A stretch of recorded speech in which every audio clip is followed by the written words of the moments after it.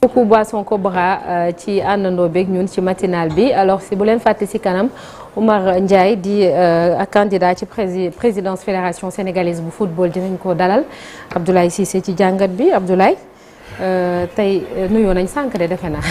da nga bëgg a nuyoo waat waaw maa ngi leen di nuyu di leen ziar bu baax. ñu ngi lay fay. am ngeen ay vacances yi temps merci ci ndekki bi ah. am ngeen ay vacances yi temps yi. waaw ak ay njulli sax teg bëri ok bëri nay vacances yi daal. waaw tuuru nañu mais. c'est un bonheur de les recevoir. ah bon yan vacances yi ngay wax noonu sa Abdoulaye. vacances yi dañoo bëri ci dëkk bi. yan la yow tu parles de quelle vacances jarbaat yi jógee. dénkaane xam nga loolu dafa daan am. waaw daan am bu njëkk. waaw est-ce que bëreeti na loolu. Si mu ngi am de man day. xam naa man dañ maa beral loxo. jot nga sa loo. wax dëgg fa yàlla loo bi ma yor moom waxuma dama leen gaaw delloo mais. yàkkale leen Chérif Dia. waaw xumm na. yàkkale leen Chérif Dia rek Abdoulaye. je pense que dañ la week-end si quand même. waaw noonu ñëw. voilà très bien sinon nga xaar septembre bi rek yóbbu leen ci kankurang. exactement. incha allah Mbour. alors Abdoulaye tey jàngat bi ci pacte social bi nga bëgg a taxaw. pacte social à l'épreuve du secteur de la justice ndax ci weeru mai am na benn pacte social bu ñu xaatimoon waaye daanaka ay semaine a ngi nii secteur justice bi dafa nekk ci ay jafe-jafe ndax UNTJ ak SYTJUST mi àndandoo di làbbali grève daanaka bu ñu defee 72 heures bu jeexee ñu def 48 heures ba mu mot semaine ça fait plusieurs semaines jamono ji ñu ngi grève ndax mën nañu taxawaat tuuti rek avant peut-être ñu xuus ci pacte social bi ci grève u greffier yi noonu ak impact bi. waaw c'est vrai que.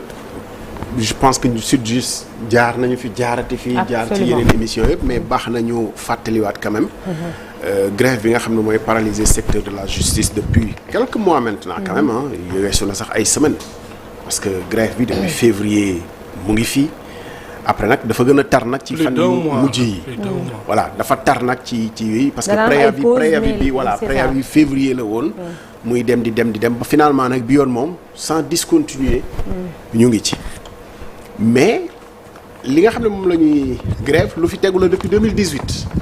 voilà depuis 2018 accord yoo xam ne ñoom ci seen boobu wax nañ ko et puis c'était documenté par communiqué wu conseil des ministres 2018 ci déggoo essentiellement ci reclassement maanaam greffier yi ñu war leen yéegal hiérarchie A2 waaye tey werante dafa am ci ne balaa ñu leen di jàllale dañuy defaat formation supplémentaire. ñu bëri ci ñoom nag ne du ci dal parce que même administration bi am na ñu bëri ñoo xam ne reclassé nañu leen te jaaruñu ci formation supplémentaire donc daf mel ni dañ leen di beddi ñoom ci wàll boobu foofu la ñàkk déggoo bi amee ba tax na tey problème bi tegu fi mais li tax mu doy war mooy lu mel ni lu kenn mënul saafara la ci pour documenter dëggantaan lan la ñu déggoo nekk problème ba gis nga ko ba au conseil du dialogue social bi nga xam ne ni wax na ci jël parti ci waxee ni sax ni xëy na syndicats yi dañoo juum ci ni nga xam ne nii noonu la ñuy revendiquer te accord amoon na ci mais ba léegi da ngay jàpp ni sax accord amul ci seen diggante parce que gouvernement bi fi mu taxaw foofu la taxaw syndicat bi nekk ci fi mu taxaw donc souvent dañuy am problème mu sax documenter historique bu conflit social bi nga xam ne nii moom moo fi nekk mais toujours est-il que conflit social la boo xam ne sectoriel la. du grève centrale syndicale nga xam ne secteur yëpp lay boole. sectoriel la mais sectoriel la boo xamante ni finalement ñëpp ñu ngi koy yëg. c'est vrai parce que problème mu justice xëy na mën nga ne jotewuma ak justice rek soxlawuma ci ba bis boo amul àtte peut-être que doo ci laale mais da ngay gis ni justice weesu na rek fa ñuy àtte. ça va plus loin. ñi wuti këyit ña nga ca. ñi wuti leneen ak leneen. muy këyitu bànneex. yaa leneen ak leneen lu nekk am na ci te boobaa foofu nga koy wutee kon grève bi finalement dafay mujj impacter nit ñi impacter te bu yàggee nit ñi dañuy tàyyi aussi bien nit ñi dañuy tàyyi usagers yi que grévistes yi que aussi état bi nga xamante ni moom moo war a assurer service public continu gis nga ko li ci mujj mooy ministre de la justice def réquisition mais réquisition aussi dañu ko encadrer trop ba de telle sorte que xëy na du mesure boo xam ne pour casser grève la mais pour assurer un service minimum la loolu nag service minimum moom ak lu mu mën di doon bu dee service public la bu ñuy grève dañoo war a fexe assurer service minimum bi ci li nga xam ne ni mooy usagers yi mais que grève sectorielle boobu nekk fi pendant tout ce temps là te solutionné wuñ ko loolu moo xaw a tey xel parce que est-ce que imaginer nga bu doon beneen grève bu weesu sectorielle la grève centrale wala leneen kon naka la ñu koy solutionner tu vois ci contexte boo xam ne ñu ngi ci génn amoon pacte social par exemple. mais ñu ngi dem bay wax ponction de ñu ngi dem bay bëgg a jàll ci affaire ponction. waaw parce que xam nga boo defee li nga xam ne mooy réquisition bi. mën na réussir comme mën na bañ a réussir. réussir bi mooy réquisitionner suffisamment de personnel boo xam ne dootuñu yëgati impact nit ñi dootuñu yëgati impactu grève bi. xam nga boobaa da ngay kase grève bu jàmbur. responsabilité état nag mooy fexe service bi continuer. mais bu fekkee ni def nga réquisition bi te xëy na mesure yi nga jël pour def réquisition ba léegi jugulé wul impact grève bi da ngay jàll ci leneen nag conflit social moom mais loolu toujours ça se règle de la même façon ponction bu ñu demee ci négociation yi nga xam ne mooy négociation sortie de crise da ngay gis syndicat yi tegaat ci table bi ñu annuler ponction yi ça se passe toujours comme ça. toujours comme ça c'est-à-dire même bu ñu defee nii ponction bu ñuy def accord de sortie de crise syndicat bi force day teg ci taabal ji ponction ya ngeen ñu defoon delloo leen ñu ko. voilà dañ koy def un préalable wala du ñu bàyyi grève bi te souvent médiateurs yi nga xam ne ñoom ñoo ciy dugg ñooy wax état bi. waaw comme léegi juboo am na wax dëgg fa yàlla la nga daggoon delloo leen ko ñoom tamit ñu nangoo dellu ci liñ ne ko loolu ay mesures la yoo xam ne nii effectivement dispositif fi nekk la dañ koy faral di utiliser mais xam nañu comment on sort de ce genre de conflit. Ablaye yow yaa ngi koy wax ni grève bi muy mujjee def reportage semaine bay la 1 mois 4 jours la woon war nañoo mën a dem kon ci 10 jours day jàpp 15 jours voilà kon mu ngi noonu boobu ba léegi ñu ngi ci nekk ñoom li ñu gën a wax c'est le ministre de la justice ba léegi rencontré gu leen daal di def réquisition loolu bokk na ci lu ñuy ñaaw te mun nañu jàpp ne am na benn pacte social boo xam ne jotoon nañ ko teg ngir bañoon mbir mi daal di yegg fii yëpp kon loolu juratul dara ak lan moo nekk contenu bi. waaw pacte social bi xam nga moo tax c'était important ñu wax ne grève bi grève sectorielle la. pacte social bi fàttaliku leen centrale syndicale yi ñoo ko signé. centrale yi mooy ñi ëmb. syndicat yi nga xam ne sectoriel la ku nekk am nga foo bootu. mais souvent centrale yi aussi du ñu am maîtrise ci problématique sectorielle yi c'est-à-dire centrale bi li muy négocier mën na parfois bañ a yóbbaale li nga xam ne ay sectoriel am mooy seeni revendication. bu ñu taxawee fii par exemple boo jëlee SYTJUST ñoom ñi ngi bokk ci UNSAS. UNTJ ñi ngi bokk CNTS FC. voilà te ñaar ñooñu signé nañu pacte bi. mais wax nañ aussi que parce que pacte bi liyewu leen. mais loolu mooy wane ni secrétaire général central bi day dem souvent ñu invité ko du am temps wu sax consulter ba en fait du am temps wu consulter base bi yëpp boo déggee base bi yëpp mën na convoquer bureau confédéral bi bureau confédéral bi ci seen bopp du ñu am temps wu ñoom consulter seeni section syndicale à la base de telle sorte que la nga xam ne moom la secrétaire général central bi di wuyoo ji mën na bañ a doon mbëbëtu ñi nga xam ne ñoom ñoo nekk à la base mën na bañ a xam sax dans les détails préoccupation wu sectorielle yi parce que am na ci secrétaire général yoo xam ne xëy na seen filière seen secteur la ñu gën a xam donte nag central ni muy war a fonctionner war ngaa mën a xam li nga xam ne moom nga njabootee ñëpp mais bu ñu doxalee noonu pacte bi ñeenti central yu mag yi ñoom ñoo ko signé muy UNSAS CNTS CNTS FC CSA ànd ci ak 4 organisations patronales CNES CNP MEDES ak UNACOIS ànd ci nag ak état mais ñooñu da ngay gis tey am na ñoo xam ne du ñu gis seen bopp ci organisation patronale yooyu sax munoo wax ni yóbbaale na ñëpp parce que tey organisation patronale yi éclaté na de telle sorte que am na yeneen yoo xam ne bokkuñu ci yëpp. de la même façon syndicats yi aussi donte dañuy réclamer wu ci centrale syndicale mun nañoo bañ a gis seen bopp ci li nga xam ne moom la centrale ba di négocier mais toujours est-il que ñoom seen responsabilité la bu fekkee ne ñoo jiitee centrale syndicale la ñuy waxtaanee doon émanation wu li nga xam ne moom la leen base bi yebal wala boog sax.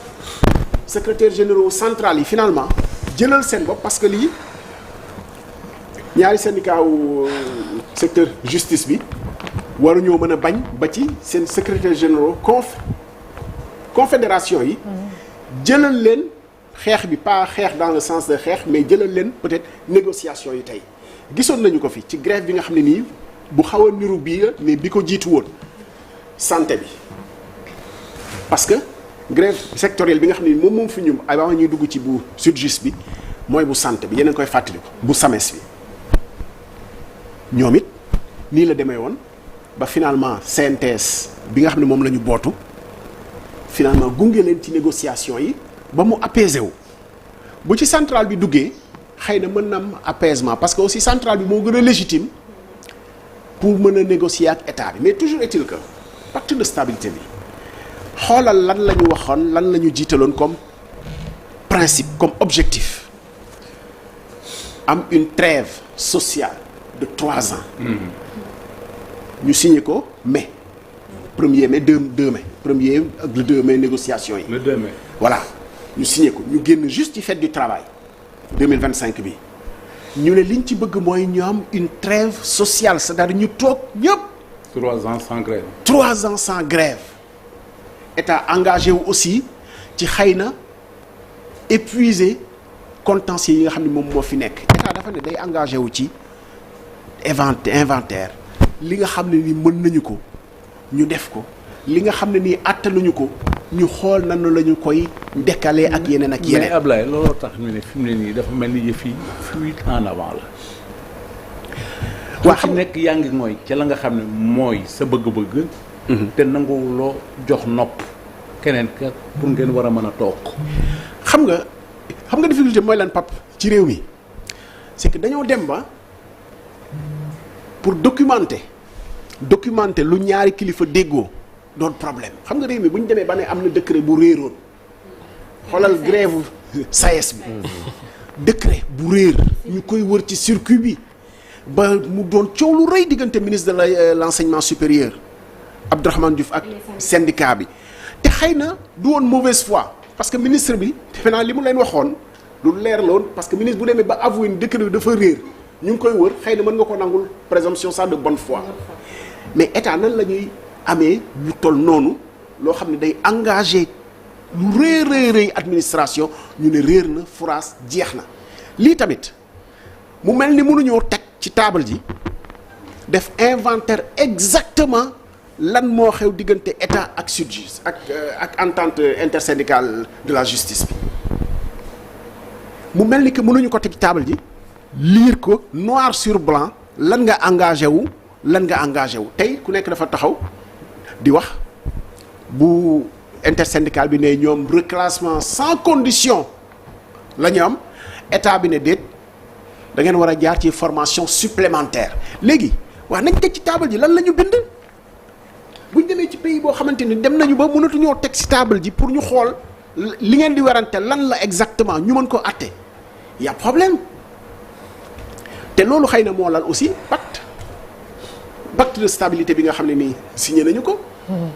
peut-être pacte de stabilité boobu mais bu ñu ko signé warul doon rek déclaration d'intention xëy na nit ñi bi ñu koy signé xam nañu ni liggéeykat yi am nañu ay jafe-jafe. mais justement est-ce que c'était pas irréaliste à la base ba ñuy wax loolu 3 ans yi surtout contexte bi nga xam ne fa lañ nekkoon te fa lañ nekk ba léegi muy difficulté yi sur le plan social. Voilà. Sur le plan économique surtout avec l'annonce du plan de redressement. xam nga. oui. pacte boobu bi muy am da ngay jàpp ni sax syndicats yi ñoo def effort. ci lu leen état bi ñaan njekk parce que lan moo ko jiitu.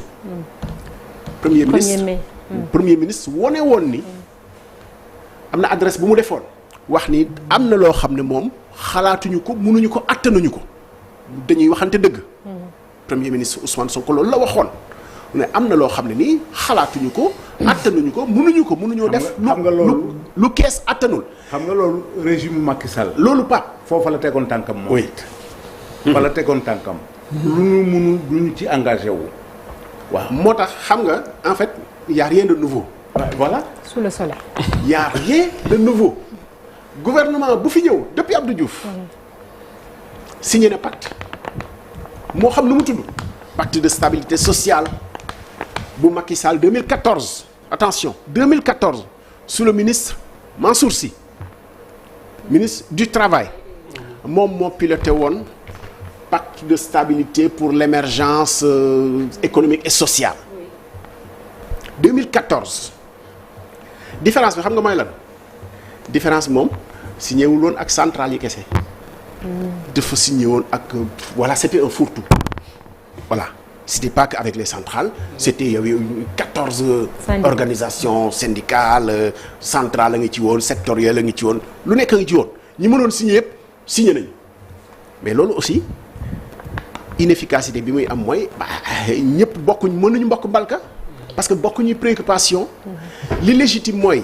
ñi nga xam ne ñoo am signature c'est vrai ñooñu ñooy mën a engager organisation syndicale ce n'est pas pour rien quand même Sénégal organiser élection de représentativité syndicat ba am 5 syndicats yoo xamante ni fël nañu wax dëgg fa yàlla bu ñu bëggee dëkk bu organiser aussi war nañoo mën a dox ci ne bu ñu organiser élection de représentativité ñii ñooy toog ci table négociation yi yeneen organisation syndicale sectorielles yi dañuy fexe yóbbu seeni revendication ci seeni centrale ñu porter ko ci ay négociations ak état parce que état c'est vrai dina difficile trop nga ne état négocier ak section syndicale bon j'exagère un peu parce que ici on est dans le privé mais imaginez le état war a négocier ak section syndicale benn entreprise publique par exemple dañ koy remonter ko ci seen responsable syndicat seen syndicat aussi war koo mën a remonter ci li nga xam ne ni mooy central parce que bu ñu ko defalee noonu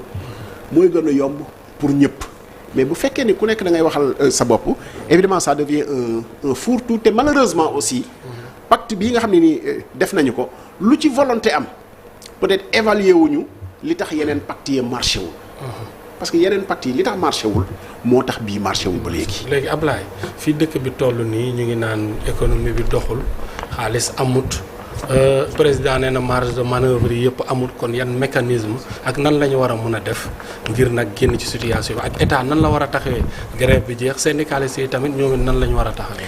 waaw xam nga grève bi tax muy jafe solutionné mooy problème yëpp ay problème à incidence financière. xaalis waaw gis nga même booy dégg nii dañoo bëgg mu reclasser bi li ci ginnaaw mooy. yokk paay voilà yokk bi la augmentation yi privilège loolu mooy tax grève souvent di jafe résoudre problème yi nga xamante ni amul incidence financière maanaam dañu bëgg ngeen def ñu condition yu baax am na incidence financière sax parce que boo bëggee ni def ci condition salle de classe yu baax tabaxal ñu salle de classe du loo xam ne ni mooy dem ci poosu enseignant bi parce que lépp luy toucher weer wu dee dafa metti nag ci njaatige muy njaatige liggéeykat muy état parce que loo xam ne weer wu dee wu nekk la bokkul ak prime même ci négociation yi da ngay gis employeur day sawar a joxe prime lay gën a sawar a joxe parce que prime benn yoon la que yokk salaire parce que yokk salaire moom boo ko yokkee ba abadan yokk la tudd te chaque weer la prime nag mën naa ne ci at bi bu at bi deexee dinaa joxe prime te prime ba boo ko joxee at bi liyewu la at ba ca topp ndax at ba ca topp mën naa bañ a neex donc da ngay gis ni ci ay négociation nii sax employeurs yi mën nañoo gën a sawar ci joxe prime de performance ak yeneen loolu bokkewul ak loo xamante ni nag ci traitement salaire la wala loo xam ne di am incidence financière weer par weer loolu day difficile mais nag toujours est-il que xëy na war nañoo mën a dégg li nga xam ne nii moom la liggéeykatu justice yi di wax.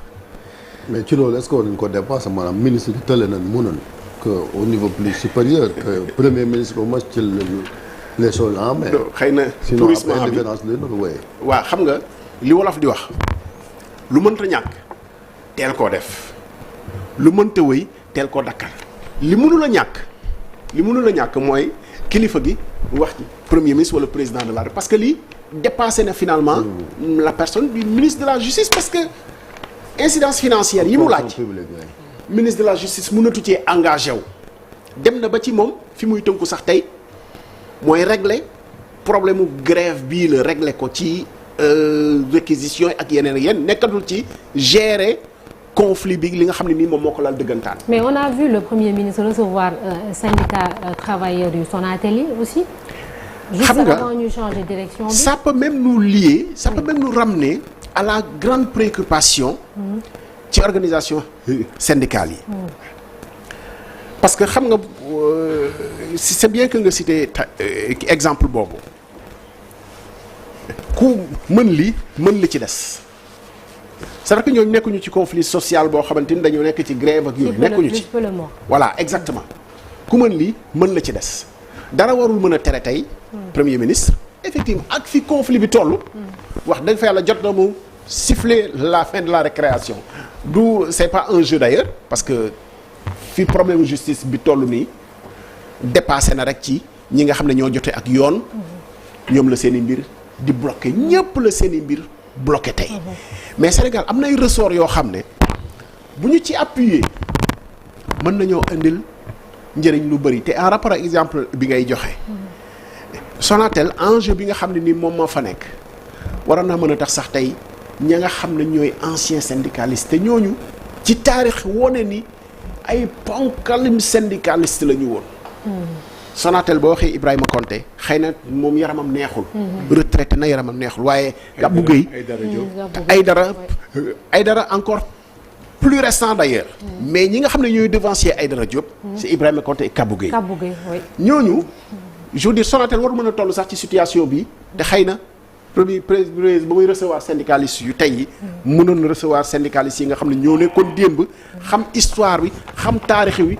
peut-être mën a documenter ni nga xam ne noonu la ñu war a doxalee ak Sonatel mais au-delà de ça xeetu syndicaliste yooyu war nañ leen mën a impliquer ci li nga xam ne mooy gestion conflits sociaux yi comme am nañ sax au conseil du dialogue social mais ñooñu foofu mooy seen place dëggantaan parce que xam nañu ñu njaatige liggéey di doxalee ak ay syndicalistes bu nekkee ci grève xam nañu nu état di doxalee bu contentieux social amee xam nañu aussi syndicaliste lan mooy taxawaayam bu ca tolloo mais gis nga nit loo weesu rek ci ngay gën a comprendre conséquences ñun ñëpp jaar nañ ci grève tey leer na ma ni ñun ñi ñëpp ku ci sa doom di grève li lay gënal mooy nga waxuma découragé parce que grève tolluwaay la mais di nga ko raisonner noo xam ne yow ba nga ciy toll daawa nangu ku la raisonner noonu te xëy na loolu mooy intérêt wu am expérience am jaar-jaar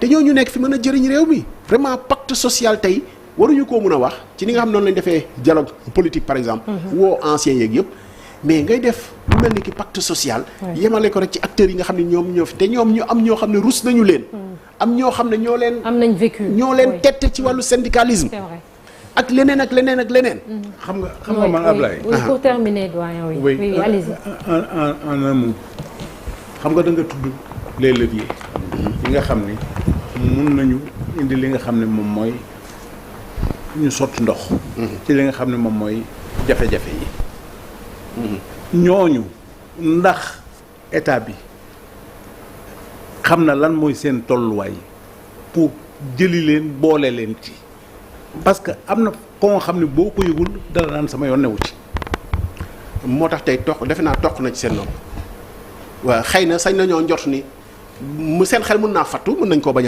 bañ a daj mais waxtaanee ko ci lu mel nii dina tax seen xel daj ko te c'est ça l'intérêt aussi ñu xam ko parce que ñooñu mën nañu lu bari nag ci li nga xam ne mooy tolluwaayu réew mi te je pense qu'on a des ressorts te mooy dëgg on a des ressorts c'est ça merci beaucoup merci Abdoulaye Cissé ci jàngat bi massa coono encore une fois ci fournaise ardente bi merci Abdoulaye acca ñu jàll ci ponk bu mujj muy suñu gan bi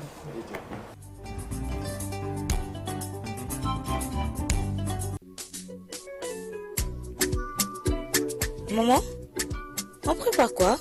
Dans la cuisine, il n'y a que des condiments et des corned beef salade. Allons-y que je te montre un secret. Tu vois, avec les corned beef salade, tu peux préparer différents plats. Il y a le bœuf, il y a le poulet. Depuis que les corned beef existent, le vrai vient d'arriver. Corned beef salade est meilleur et a plus de goût. Préparé dans des conditions d'hygiène optimales, c'est halal, bien cuisiné et bien assaisonné. C'est pourquoi c'est très facile à utiliser. Tu as l'embarras du goût.